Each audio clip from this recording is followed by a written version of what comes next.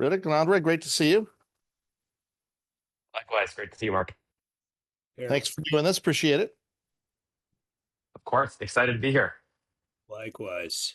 So we're joined by two of our more recent founders. You've got Ritik of Savvy Wealth and Andrei from Humanity Labs. And I'll let them explain what their companies do here in a moment. But we were excited to think about what they do in AI in the form of a horizontal and a vertical expression of it, is the way I like to think about it. AI, we believe, will so change businesses that we wanted to make sure that fund number two had a way of showing that through an investment in an actual company that will use AI as its core, as one of its core technologies. And that's, of course, Savvy Wealth, which is a standard, if you will, or classic RIA, in the sense that it's helping wealth advisors with their businesses, business that I know a little bit about as things go, and have been so impressed with Ritik and the team and what they're doing. But I love it as a right way to express, this tremendous change that's going to occur, particularly in wealth management as we go forward. In Andrei's case, it's really a case of somebody who has a real vision around the way agentic AI can change the world, but in a very different way than the way we would talk about it as venture capitalists, where we think about the technology of agentic solutions, and he thinks about it as the work to be done. So I love the way that he goes at it, which is I'm going to basically bring to you digital workers that will do the work that otherwise your staff would be doing for you, and completely change your business model in that way. Obviously, a horizontal expression, similar to SaaS. So in both cases, just incredible founders and what they do. Maybe if we could start, Ritik, with just a little background on your career and what you think about when you think about Savvy. Absolutely. Thanks, Mark. So the quick background of myself, I've been in tech startups for my career. Originally dropped out of school from Berkeley studying computer science. Since then, started two companies. First one we sold to Box. So if you use Box on your desktop, whether it's Windows or Mac, that's a software we built back in my dorm room and integrated in. And then the second company we sold to Brex, which became Brex's bank account plus corporate treasury management product. So that's some of the background. And then in 2021, went and started Savvy Wealth. And really what we are is an AI-enabled wealth management platform that caters to financial advisors, specifically those that are more mid-career financial advisors, either teams of 5 or less. And the idea that we had and are working against is that with technology, and particularly AI, there's a new way to leverage this technology to automate the 70% of time advisors are spending in the middle and back office. And so instead of just having workflows that they can execute on, we can actually have AI do the work. So somewhat digital worker-esque without them having to hire a large team to help them execute on their day-to-day. That's great. Thank you. Andrei, you want to do the same? Awesome. Humanity Labs? Happy to. And yeah, thanks for having me, guys. So we just like Ritik, I am thoroughly unemployable. I've been building and starting companies for a little while now. I started the last one about 6 months ago and met Mark through a mutual friend and discovered this fascinating world of wealth management and RIAs, which is not in my previous company, we built and ran the largest real-time healthcare data network in the country. So it was a lot of experience and a very successful team building and scaling large organizations in regulated spaces, but had never touched wealth management, didn't know what an RIA was 6 months ago. And very quickly discovered it is the perfect human business. And why that's relevant for what we're doing is, so our company is called Humanity Labs. We're still in stealth, but we'll emerge rapidly from stealth with some pretty big announcements later this year. We are the digital workforce company. So our vision is essentially that the today business leaders and businesses in general have two levers to pull, which is they invest in people and they invest in technology.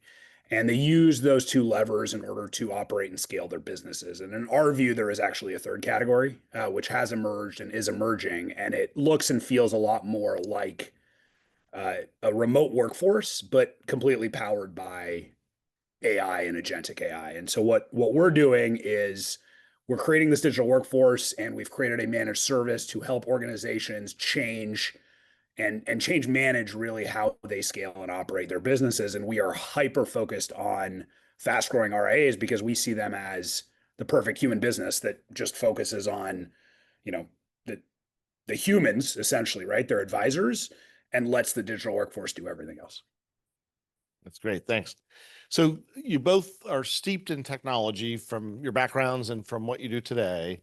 I personally have never seen a technology move as rapidly as AI, and I like to think that I can keep up with most things, but this one I know overwhelms me at times in terms of it. But how do you keep up with the latest and greatest in AI and how that's going to impact the way you're building and the way you're thinking about the company? Ritik, you want to start with that one? Absolutely. So it's funny. This is the question I ask in every interview I do for a candidate as well, which is how do you use AI tools today, and then how do you stay up to date? Um, the For me, it's a weekly ritual. So usually on a Saturday or Sunday, I have about 2 to 4 hours carved out. That's purely in just reading about whether it's technical newsletters or technical papers, all the way to actually playing around with new tools that are kind of either in the zeitgeist or I heard from another friend or another colleague about.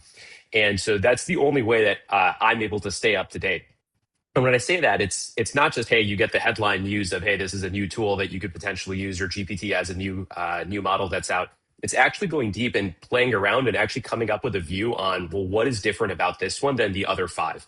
And actually, that's maybe the nuance in AI, is that with the rapid pace also means that there's five copycats all at the same time advertising a lot of the same things, but the actual efficacy is only found when you actually go really deep into each one, versus a lot of them are just vaporware and a lot of sales and marketing. Hard to believe.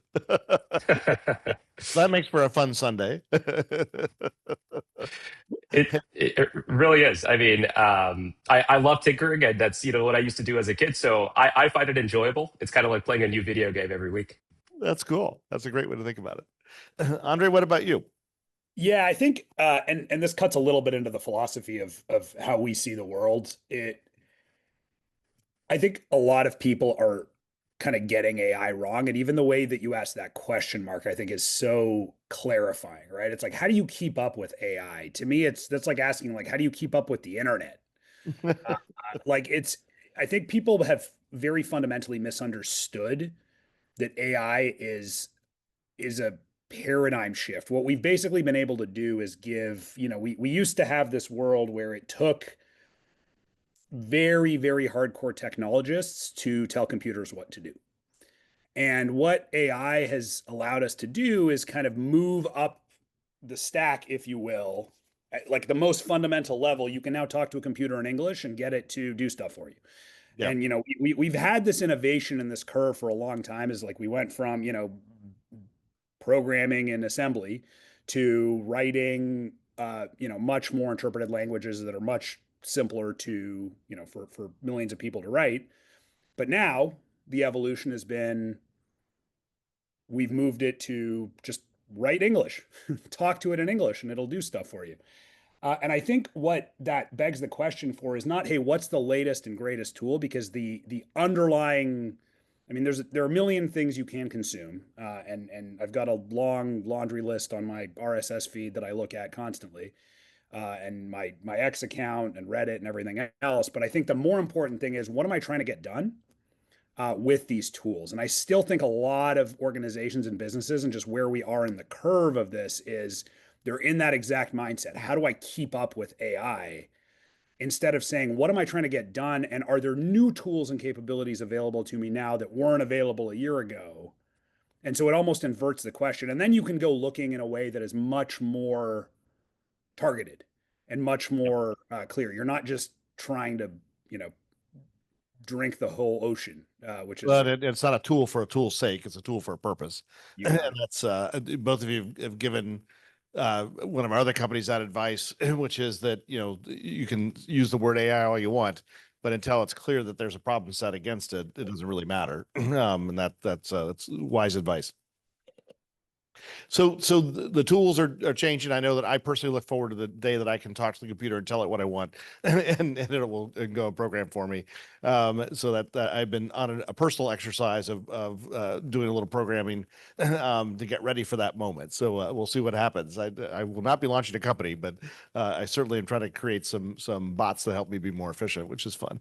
But in the end, it's about the people, right? It's about, as ironic as it is that AI replaces labor or we have new ways of solving labor problems, it still comes down to people who can understand that, understand the problem set, can implement, get things done, the normal things. So I'm curious, Andrei, how you make a judgment about who the right people are, how you find them, how do you make sure that they're doing the things you need them to do kind of day in and day out?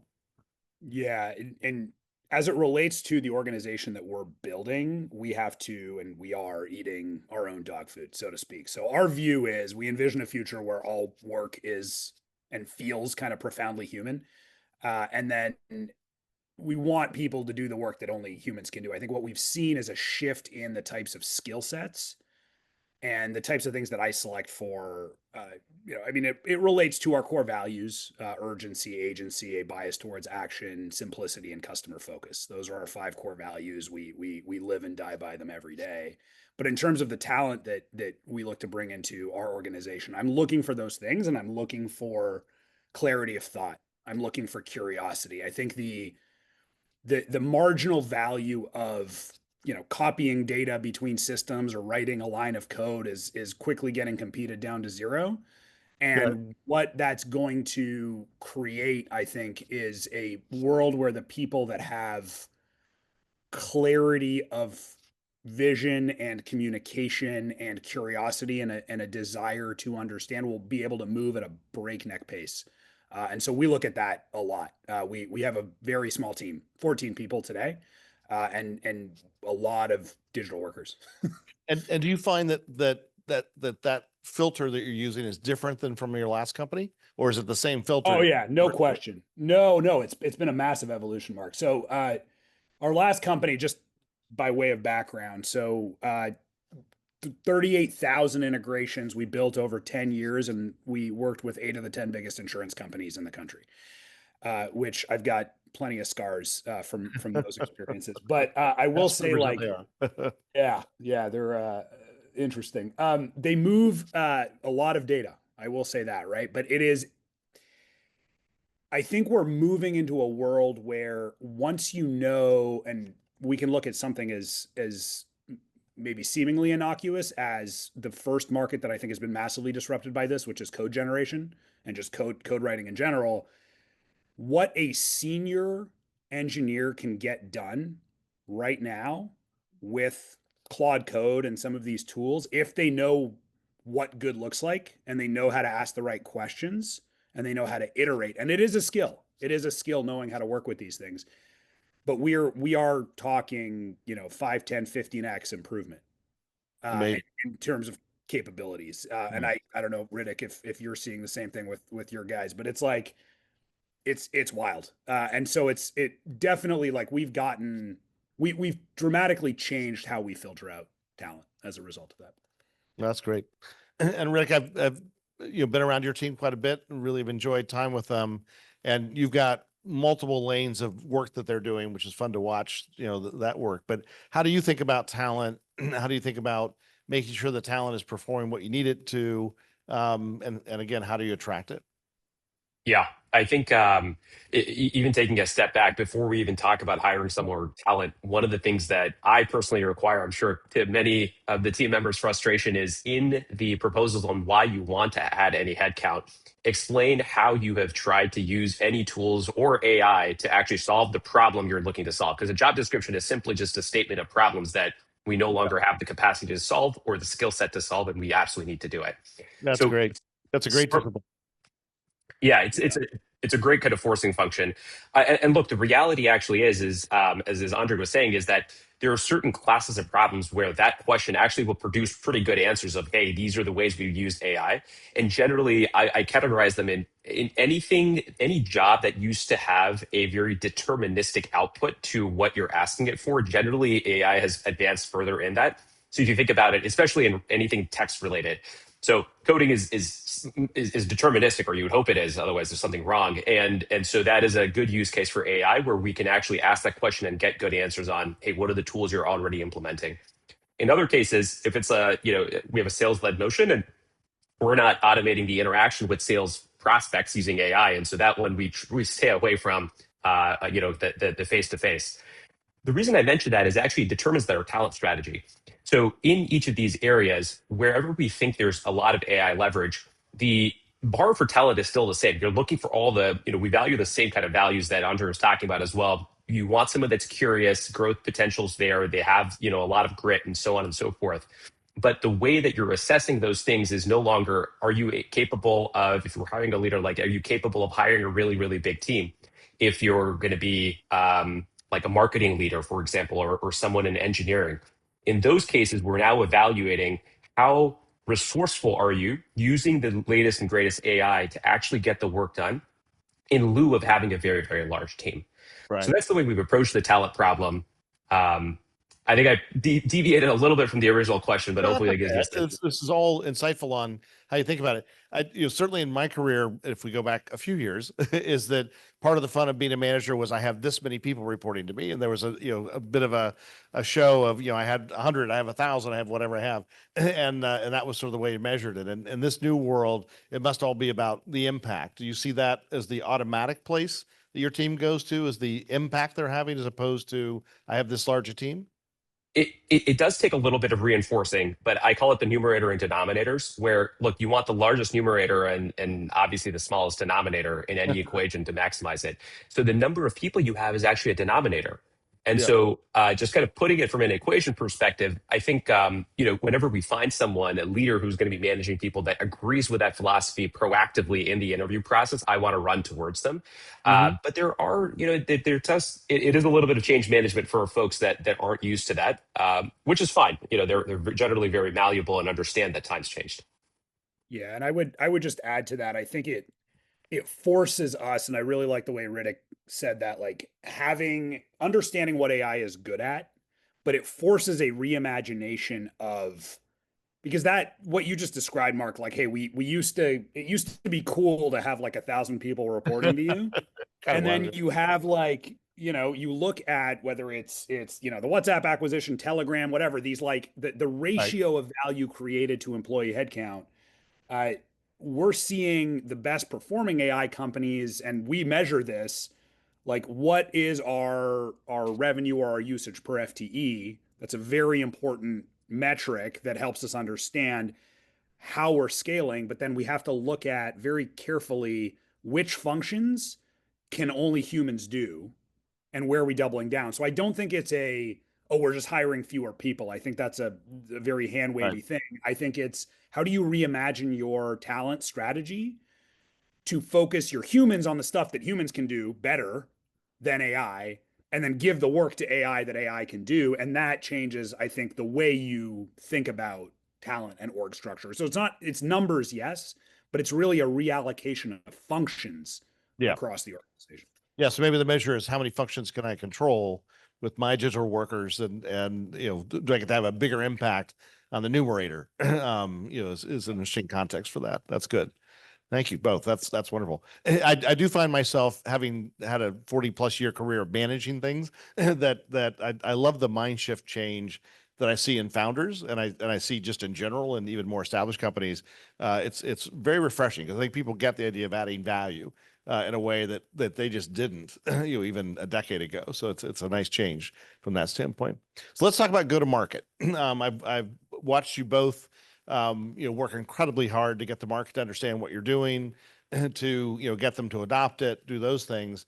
But why don't you each tell us a story of sort of your best day in adoption and your worst day in adoption of your tools? Who wants to go first?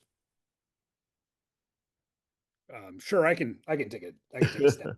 I have a very well, yeah, I have a You have no patience. I certainly have no patience. I certainly have One of the that. things I like about I look, I do think it is, we are at a point in time where the education piece around this is super critical, because these are new categories of Yes. either full stack businesses like what Ritik is building, or call it a more horizontal capability like what we're doing with digital workforce. I think the um, the best way that I would describe it is we are maniacal about qualification and education. So Hmm. we are judicious about where we spend our time.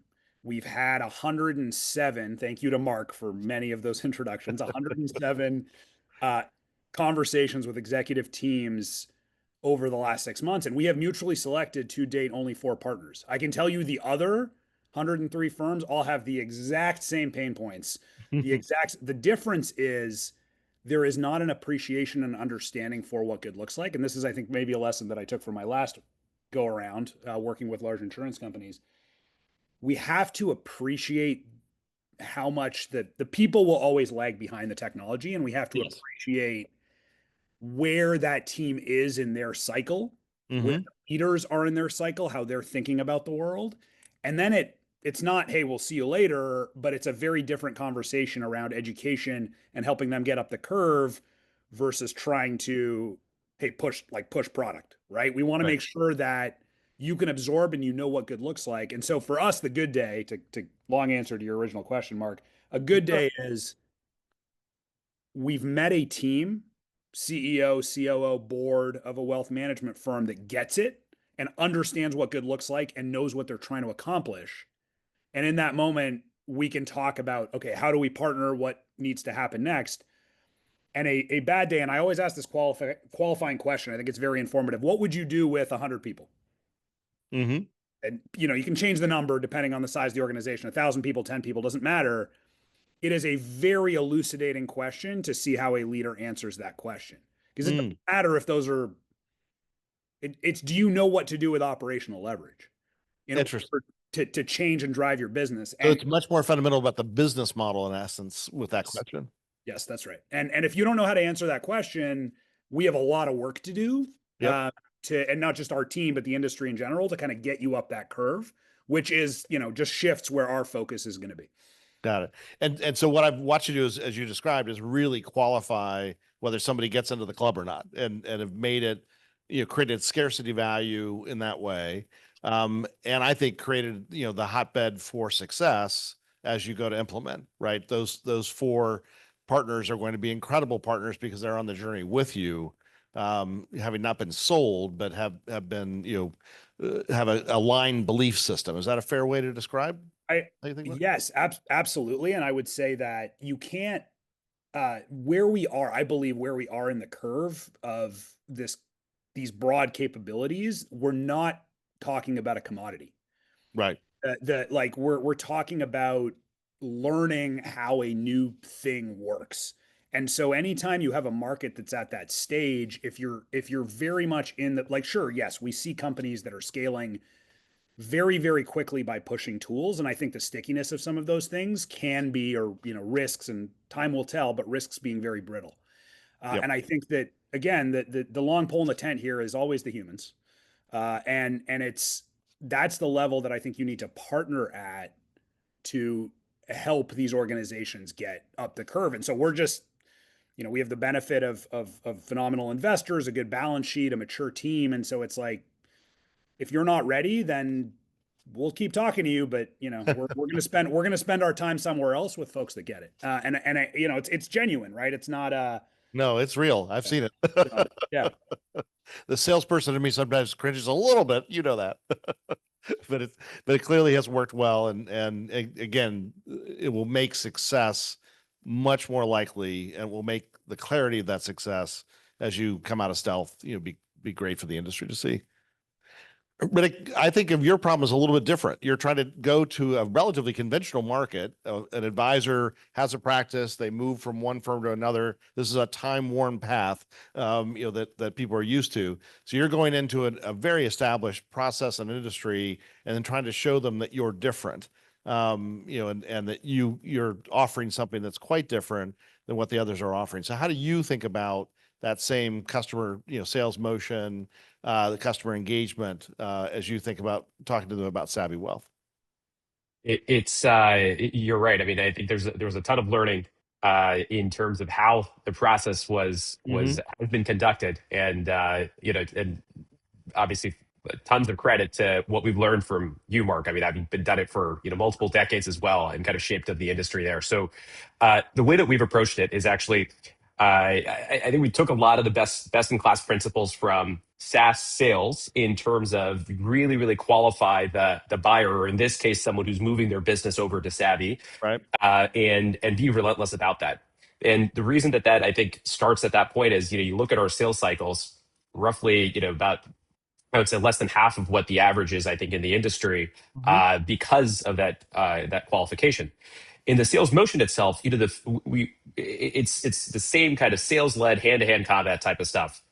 We've gotten a team of former kind of both sales, they have sales skills and also recruiting skills as well. So high EQ, high IQ, right, which is what the sales motion really needs. Right. In bringing these advisors over, because we're not selling them just another widget or one tool in their toolbox. We're really asking them to move their business over, and we take that very seriously, right? It's as you know, it's if we don't do our job, then something goes wrong, then they can't put food on the table. Right. So a lot of it is that level of care, and even in the world of AI, this is one that is still very much human led. There's a lot of feelings associated with this. There's a lot of moving parts, and so that's really where this sales led motion comes in. The actual process itself, kind of getting them to understand Savvy versus another platform, it looks a little different. We lead usually either in the second or third conversation. You're showing them a full tech platform, and really, I think 9 out of 10 times by the middle of this tech platform demo, they're overwhelmed in the most positive way of just kind of their eyes are open because they've never even imagined what a technology platform could look like this. It's just too far as an outlier. But that's what gives them the confidence of saying, hey, if this, 3 conversations in, I learned something new about how I could run my business better, I'm going to be interested in learning more. And then we'll get into the usual stuff of, hey, how are things going to transition over? What does operations look like? All the things that other firms are also doing. That's great. Yeah, I've learned a lot from your team in recruiting. There's some wonderful ways that they think about it and go about it that are quite different than the way we built at LPL. And I just find it refreshing. It's nice to see the industry reinvent itself. It needs to be reinvented, and you're both doing that in different ways. But I love that aspect, Ritik. When I think about the classic recruiting process, it's such a time-worn path that your team's approach is really opened my eyes on sort of the art of the possible, which is nice. So now you've won an advisor over, they're transitioning the business in. I know a lot of your tools are intuitive, but how do you really make sure that they often have small teams, 1 or 2 people with them, because they can be very efficient with you. But how do you make sure they're using the tools in the right way, that you're seeing them get the productivity that they can get? How's that adoption process work for you? It's a moving target still. I wish we had a silver bullet answer, but the best in class folks that are much more tech native, and that's what they're really going after. They're very much just self-serve. They go in, they're tinkering around. They'll have a few questions that they'll ask someone on the team, and given our embedded model that we're a full service platform, we're able to just have the engineers be at the front line and be able to answer them almost forward deployed, which I think is a really special advantage. And so that's the happy path case. In other cases, where it isn't intuitive, even just starting with the onboarding of the advisor and moving the book over and getting familiarity, we again take the classical page from a SaaS kind of enterprise SaaS playbook. We have our version of a customer success team. We'll even have the product manager at our scale, so you can sit down sometimes with the team as well to walk them through how to what are the best practices, or kind of configure it to the way that they've done their business in the past. Right. So no silver bullet answer, but this isn't an area that we've particularly had to innovate from, because enterprise software companies have had to think about this for decades, and we've taken the best in class playbooks there. Yeah, so that's good. Yeah, there's no every human is a little different, right? And their businesses are a little different. That makes it a challenge. And Andrei, I've watched you as you started to roll out for the first couple of clients, the tools. How's it going? How's their adoption working? Is it what you expected? Better, worse than what you expected?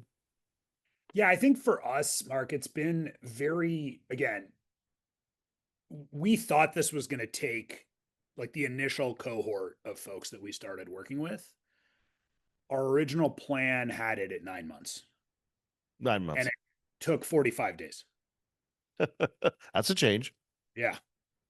It was now we've absorbed, with our largest partner, like furthest along partner, we've absorbed 8 functional areas that we've started now. Not obviously the whole function, but Right. Right. it's got a tremendous amount of room to run. I think that the determining factor has been now within those, some Right. have been much faster than others.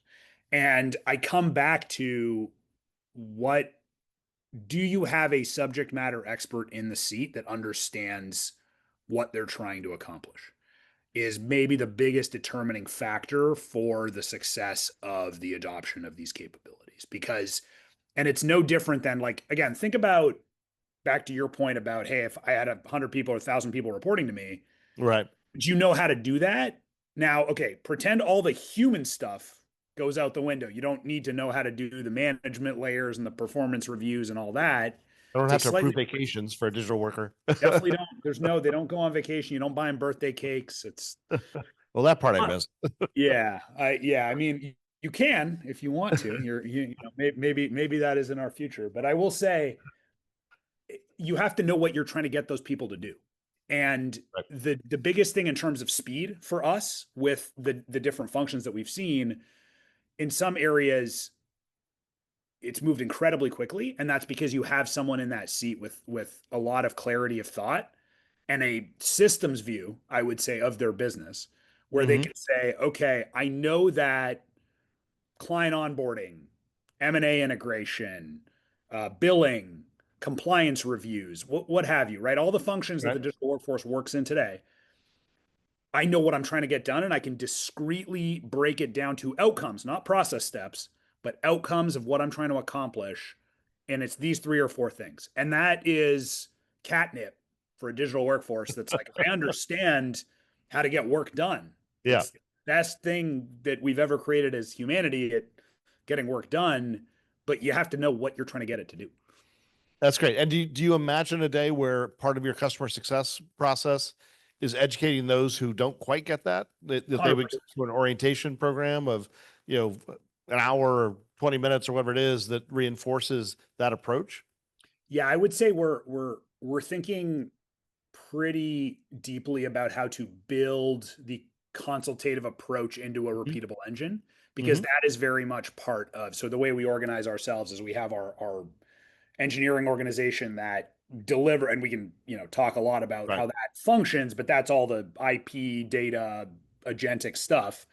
And then the other part of it is a managed service organization that does exactly what you described. We talk about it as bear hugging because Mm-hmm. we see the need to partner at every level of the organization to help drive that change management. And obviously, we're picking the ones where they get it. There's an unlock, so we can go a little faster for where we are in our cycle. But That makes absolutely, as we grow, we've started to write playbooks, develop the tooling to be able to scale the education and training component of that, because Mhm. all of these folks have to come along for the ride, and we have to help them. We're trying to elevate human work, not replace jobs. Right. No, that's good. That's great, great framing of it. And Ritik, listening to that, how does that affect your thinking about, again, the onboarding process, the ongoing support of a practice? Um, I know you think of it in the same way, but what are other ways that you think about that process? It is very similar. It's because you can almost imagine a practice once they're at Savvy as is a small customer, like to probably what Andre is or Andre, you're probably dealing with much larger firms. So a lot of the ongoing work is, okay, what are all the new products that we're releasing, and what are and how do we control that steady flow, Yes. because and get them adoption. In the nuance there is, now we're at the point where any new product that we release, we actually the rollout plan typically has, hey, here are the advisors or advisor teams that we know are going to resonate with this more, and so let's focus on them first. Because what we found is that advisors are just naturally very curious. They always want to figure out different ways to operate, different ways to grow, which is great. And so having case studies of saying, across the base, a third of the advisors are already using I'll just pick one of our products from last quarter, AI investment proposals tool. Here's Yep. how they used it. Here's the benefit they've got. And then the advisors themselves, they're always chatting amongst themselves. they'll go and tell each other about how either, how good it was, or maybe it wasn't so good and it's not ready for prime time. Got it. So that's a nuance that we were able to also leverage as part of the process. That's good. No, what I hear from both of you is it's the constant flywheel, if you will, of learning and learning both at the customers level, clients level, and learning for the team, and then learning what to do differently and things maybe to stop as well that are there. And that's that we know that that's critically important for startups to be successful, is that a very strong muscle in learning. And I think particularly here where the technology is so new, that's got to be even more valuable. That's great. So if you look out in the world and you think about where you're competing, who worries you, either specific companies or just broad categories, among competitors? And the answer may be, I'm not particularly worried, right, about that. That's okay too. But I'm curious how you think about the competitive set, and how you deal with the competitive set. Yeah, happy to take this first. I think, Sure. I think the thing that I worry about if I had to pick a competitor is really the bigger brand names that are out there in the industry, right? And I think Mark, you and I've talked about this. The race is on to say, is a new upstart able to operate faster and kind of create the platform of the future? Where if you believe the thesis is Right. AI is going to be powering that, is that the faster way to achieve the end result with the large amount of market share? Or is a firm like pick your kind of standard wirehouse, or hey, maybe it's LPL or another LPL. platform or whatnot. Yeah. Are they able to kind of get there faster? And the answer might be that it's a little bit of both, and it's not a winner takes all market. But I think that's the way we look at it. The main thing that we're competing against is the brand and mind share. Ultimately, that's the hardest thing to compete against. And so, it's even less nuanced than, hey, who's going to get there first in the AI race, as much as, how do we get our brand and mind share and convince folks that this is a lasting platform is really where I think about it and spend my time. No, that makes sense. And when you think about your growth, it's what's so impressive is how quickly you're convincing the market, that your platform is the right one for them, and that part of it. That's great to see. Yeah, no, I think it's been excellent year. We want to replicate it next year as well. And I think that there's this natural cycle of, the larger you are, the more brand credibility you get. So actually, at some point, either earlier this year, I noticed that our growth rate itself, the percentage, was increasing as a number, Right. because of that fact of just, hey, once you cross certain thresholds, a lot of people that said no about 2 years ago to us said, okay, great, you're at a position that now I feel comfortable. No, that's great. Andre, what about for you in terms of competitors or just the competing in this new world of digital workers? Yeah, it's a great question, and kind of two schools of thought on this, right? One is to don't worry about your competition, worry about your customers, and then there's the Andy Grove, only the paranoid survive. I would say that the way that we think about what we're doing is category creation. So what that means is that we're competing against the other ways that our customers might solve these problems that we Yes. solve. And today there are really three things, three categories. The first is, the point solutions out there. Like, I got to do a thing with AI. I'm going to go buy a meeting summarizer that does meeting note summaries with AI. Great. Satisfies my First board class. because they're telling me I got to do AI stuff. I got a cool dashboard. It's not really going to move the needle for my business, but hey.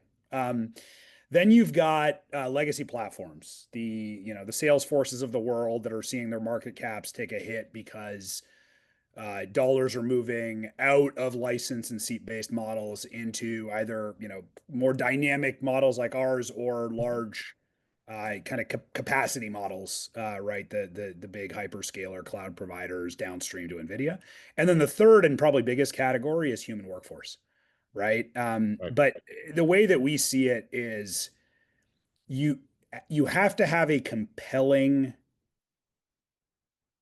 qualification of where the market and that particular customer is in their journey before you know if you've got a thing that's going to transform their business. And so when we're out there, we don't sort of approach it as like, oh, we're up against Agent Force from Salesforce, or like this team is just throwing bodies at the problem. And what does digital worker do that's better than throwing bodies at the problem? because I think those are easy stories to tell. We try and focus our efforts more on how do we help the customer solve their problem and run their business better. And if we do Right. that, we maintain that focus. Digital is digital workforce right for you? And that depends a lot on kind of your readiness. And we try and be consultative in that approach. And so far, we found a lot of people who would like to be ready, and we're helping them get there. Little by little, they'll go to the queue. That's good. You got it. Any closing thoughts for either one of you in terms of how the year ahead looks to you? Ritik, you mentioned you had a tremendous year this year, or having one, but and I wish you more of the same, absolutely. But how are you thinking about what it will look like a year and a half from now? I think beyond, of course, kind of keeping the growth, which is, Right. momentum's a one-way door. You want to keep it up and up and to the right. I think the two things that I'm thinking about for the next 18 months is, number one, what does this, very tactically, where are the bets in AI actually going to pay off? Right, where we, I think, are still, in some cases, it's not 100% precision when we're building something. There's a little bit of iteration required. That's the normal course of product development. So that's unsurprising, probably. And then the second one is actually that, look, there's AI is super interesting, but there's also just kind of a durable business to build in terms of expanding the platform capabilities. And for us, that means, hey, outside of just the business in a box practice management optimization software and services that we're offering, what are the things that financial advisors, the core customer, needs? And those Right. are things like, tax services for their clients, maybe a better cash management product, and so on and so forth. So that's also part of the roadmap, and we're excited to expand in that direction too. That's cool. Yeah, How about you? our focus for 2026 is on the focus for this year was on establishing the foundation and really introducing the digital workforce to the world and making it real. The focus for next year is scaling the digital workforce within the wealth management space, which Right. demonstrate Humanity Labs, our model, right? And the fact that it works for the world. We have a very long list of folks who would like to get in the door. And we are, as you've probably heard me say 3 or 4 times today, being judicious about the sequencing of consuming more functions, bringing on new partners, and essentially doing more work with the digital Yes. workforce. And all of it for us is, I will know that we will have been successful when at the end of 2026, we are synonymous with, like, I need a digital workforce if I'm running an RIA. I know Yep. I need that. And I'm having the conversation. You may not be ready for it, but I've now understood that that's a thing that I need. And I'm out having conversations with us. And look, there will probably be others that follow us, copy us, what have you, building digital workforces, not just in this space, but in others. And we want to have those conversations with those partners. That's great. Well, thank you both. Appreciate your time and appreciate your hustle. So thanks so much. Thanks for having us. Appreciate it. Thank you Okay. for having us, Mark.